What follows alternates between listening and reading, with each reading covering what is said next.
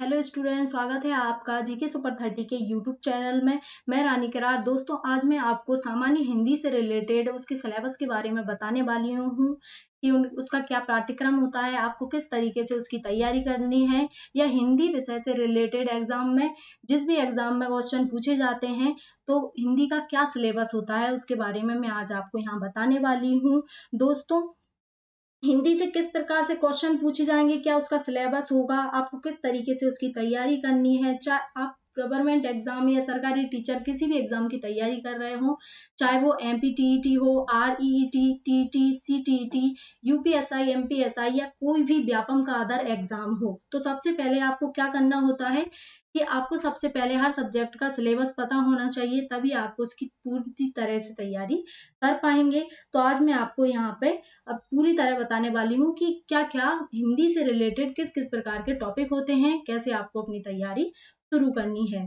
ठीक है, उससे पहले मैं आपको बताने वाली हूँ कि एक एग्जाम की वैकेंसी आई है, यानी आरईईटी एग्जाम है जो राजस्थान में शिक्षा विभाग की वैकेंसी आई है, यानी सरकारी टीचर की भर्तियां आई हैं, जिनमें रिक्त पद कितने हैं, 32,000 पद आए हैं, जिनमें कि आप अपना फॉर्म भर सकते हैं। तो फॉर्म भरने की आपकी जो डेट है, यानी कल से शुरू हो जाएंगे फॉर्म भरना, 21 जून कल से आपके एग्जाम फॉर्म भरने शुरू हो जाएंगे, और उसकी लास्ट डेट जो है आपकी 4 जुलाई है, यानी तब तक आप फॉर्म भर सकते हैं। ठीक है, तो उसके लिए आपकी पात्रता क्या होनी चाहिए, आपके पास क्या डिग्री होनी चाहिए, बीएड, बीएसटीसी आपके पास डिग्री होनी चाहिए, तभी आप इसमें फॉर्म भर सकते हैं।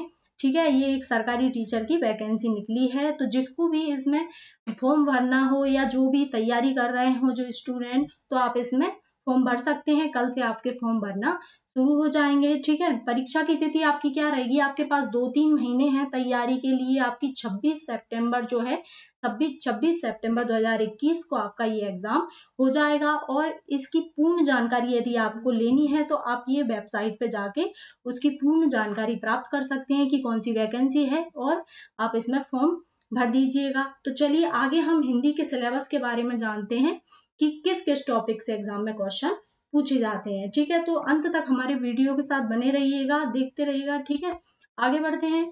जैसे हिंदी का पाठ्यक्रम क्या होता है, क्या उसका सिलेबस होता है, उसके बारे में जानेंगे। तो जो पहला टॉपिक है हमारा, पहला टॉपिक कौन सा है हमारा, वर्णमाला का, जो मैं आपको पहले ही पढ़ा चुकी हूँ। यानी 1 से लेके 5 तक मैंने वीडियो बनाए हैं, यानी 5 वीडियो जो है वर्णमाला के हैं, 5 पार्ट, पहले से लेके 5 पार्ट वर्णमाला के कंप्लीट करा चुकी हूँ। तो यदि आपने वर्णमाला का कोई भी पार्ट अभी छोड़ दिया है या पढ़ा ना हो, तो आप स्टार्टिंग से सारे पार्ट को पढ़िएगा, बारीकी से समझिएगा, तभी आपको आगे के टॉपिक क्लियर हो पाएंगे हमारे हिंदी के। कि जब तक आप ये जो है वर्णमाला का टॉपिक, ये सबसे स्टार्टिंग वाला टॉपिक होता है, यानी शुरुआत वाला जो टॉपिक है वो वर्णमाला ही है। जब तक आप वर्णों को सही प्रकार से नहीं पढ़ पाएंगे तो आप आगे के टॉपिक्स भी क्लियर नहीं कर पाएंगे। इसलिए हमारे सारे टॉपिक्स आप जल्द से जल्द देख लीजिएगा और समझिएगा। ठीक है, आगे इसी प्रकार के वीडियोस में आपके लिए लाती रहूंगी। तो हमारे चैनल को लाइक, शेयर एंड सब्सक्राइब जरूर कीजिएगा। यदि आपने हमारे चैनल को अभी तक सब्सक्राइब नहीं किया है तो तुरंत सब्सक्राइब कर लीजिए। आगे बढ़ते हैं हम। सेकंड टॉपिक जो हमारा रहेगा, यानी वर्तनी शुद्धिकरण। यानी एग्जाम में इससे भी क्वेश्चन पूछे जाते हैं, कोई आपको शब्द दे दिया जाता है, अशुद्ध शब्द हो तो आपको उसको करेक्ट करना होता है, सही करके बताना होता है। 4 ऑप्शन दे दिए जाते हैं। ठीक है, तो उसकी शुद्ध वर्तनी आपको बतानी होती है। आगे इसी से रिलेटेड मैं आपके लिए वीडियोस बनाऊंगी। ठीक है, तो तीसरा टॉपिक जो है हमारा क्या है, संधि है। संधि से भी क्वेश्चन पूछे जाते हैं, संधि क्या होती है और संधि विच्छेद क्या होता है, विच्छेद उसके बारे में भी हम आगे पढ़ेंगे और वीडियोस में। फिर चौथा टॉपिक है हमारा समास। समास या समास विग्रह क्या होता है, किस प्रकार किया जाता है समास का विग्रह। ठीक है, आगे उपसर्ग, पांचवा टॉपिक जो है हमारा उपसर्ग प्रत्यय। उपसर्ग प्रत्यय क्या होते हैं, ऐसे शब्द जो आगे जोड़ के या शब्दों के पीछे जोड़ के नए शब्दों का निर्माण करते हैं, वो होते हैं उपसर्ग प्रत्यय। तो इनसे रिलेटेड भी एग्जाम में 1-2 क्वेश्चन पूछे जाते हैं। फिर आती है हमारी शब्दावली। शब्दावली क्या होती है? शब्दावली के अंतर्गत ये टॉपिक आते हैं जैसे कि विलोम शब्द हो गया हमारा, पर्यायवाची, अनेकार्थी, वाक्यांश के लिए एक शब्द आ जाते हैं, भिन्नार्थक शब्द, तत्सम, तद्भव जो शब्द होते हैं यानी जो संस्कृत भाषा से हिंदी में आए हैं और जिन्होंने अपना रूप परिवर्तन ना किया हो या रूप परिवर्तन कर लिया हो तो वो होते हैं तत्सम तद्भव शब्द। और कुछ देशज और विदेशज शब्द भी होते हैं इस शब्दावली के अंतर्गत। ठीक है, तो इनसे भी एग्जाम में एक दो क्वेश्चन बनते ही बनते हैं। ठीक है, तो इनको पढ़ना भी बहुत जरूरी होता है। आगे बढ़ते हैं इन टॉपिक के बारे आगे और कौन कौन से टॉपिक होते हैं। तो 8वां टॉपिक जो हमारा है पद के भेद। पद के भेद के अंतर्गत क्या आएगा? जैसे कि शब्दों का वर्गीकरण करना हो।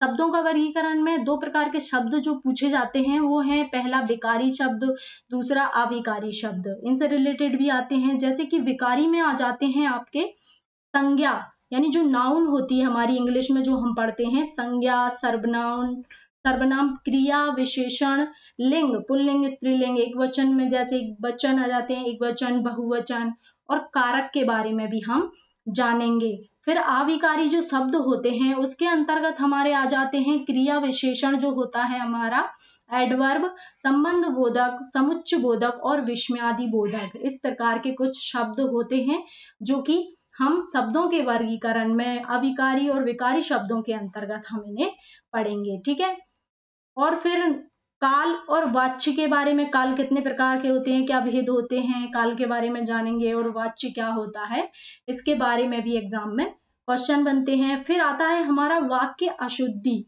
इससे एग्जाम में, हर एग्जाम में क्वेश्चन बन जाते हैं कि वाक्य किस प्रकार बनाए जाते हैं और उनको शुद्ध किस प्रकार किया जाता है, यानी जो उनमें अशुद्धि होती है, इनकरेक्ट होते हैं जो वाक्य, उनमें संशोधन करना है यानी उनको शुद्ध करना।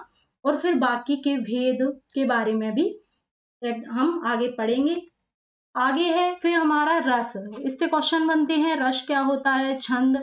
छंद और अलंकार में स्टूडेंट को अधिकतर प्रॉब्लम आती है कि छंद समझ में नहीं आते हैं और अलंकार में भी प्रॉब्लम्स आ जाती हैं, इतनी आसानी से समझ में नहीं आते हैं। यदि आप वीडियोस को देखते रहेंगे, बारीकी से समझेंगे तो आपको छंद और अलंकार दोनों ही चीज बहुत आसानी से समझ में आ जाएंगी। ठीक है, इनसे एग्जाम में क्वेश्चन कई प्रकार के बनते हैं। आगे है हमारा हिंदी साहित्य।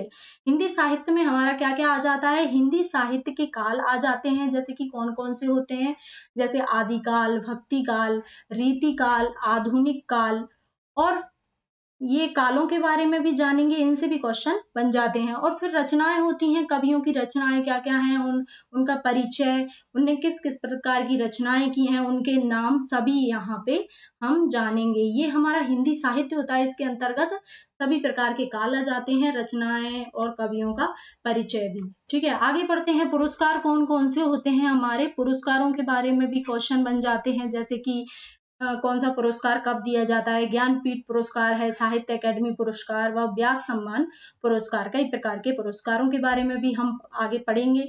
ठीक है, फिर पत्र लेखन आ जाते हैं हमारे, पत्र लेखन और कुछ मुहावरे, लोकोक्तियां एग्जाम में आ जाते हैं।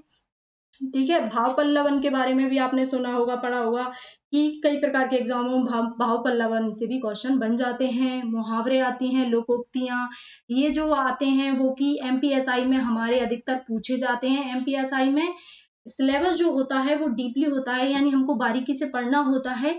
इसमें बारीकी से कई प्रकार के क्वेश्चन पूछे जाते हैं जो कि व्यापम लेवल पे नहीं आते हैं, लेकिन एमपीएसआई के लिए यदि कोई तैयारी कर रहा होता है तो उसे डीपली पढ़ना पड़ता है, क्योंकि कहीं से भी एग्जाम में क्वेश्चन बन सकते हैं। ठीक है, आगे बढ़ते हैं।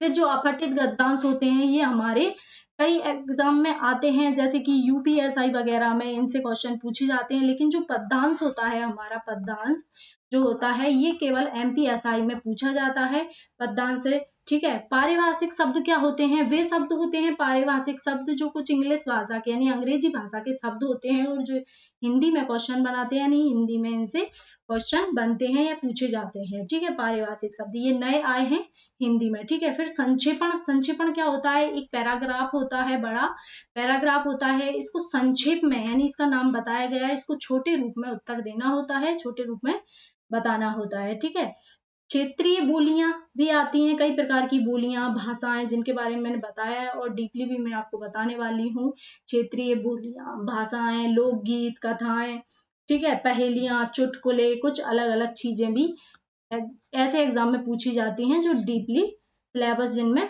होता है। ठीक है, तो इतना आपको समझ आ गया होगा कि क्या क्या हिंदी का सिलेबस होता है, पाठ्यक्रम, उसके बारे में मैंने आपको बता दिया है। यदि आप विदाउट सिलेबस जाने तैयारी करेंगे तो आपका सिलेबस कंप्लीट नहीं होगा, आपका सिलेबस, आपकी तैयारी जो है वो आधी अधूरी रहेगी। इसलिए बहुत जरूरी होता है कि आप जिस भी सब्जेक्ट की तैयारी करना शुरू कर रहे हैं या जिस भी एग्जाम की तैयारी शुरू कर रहे हैं तो आपको उसका सिलेबस जानना बहुत इंपॉर्टेंट होता है। तो मैंने आपको आज इस वीडियो में हिंदी का पूरा पाठ्यक्रम समझा दिया है कि क्या क्या टॉपिक आता है, किससे क्वेश्चन बनते हैं, और इसी प्रकार से हम तैयारी करना शुरू करेंगे। ठीक है, तो इसी प्रकार आप हमारे चैनल पे बने रहिएगा जीके सुपर 30 को। यदि आपने सब्सक्राइब नहीं किया है तो सब्सक्राइब जरूर कीजिएगा और लाइक करें और अपने दोस्तों को शेयर करें। धन्यवाद।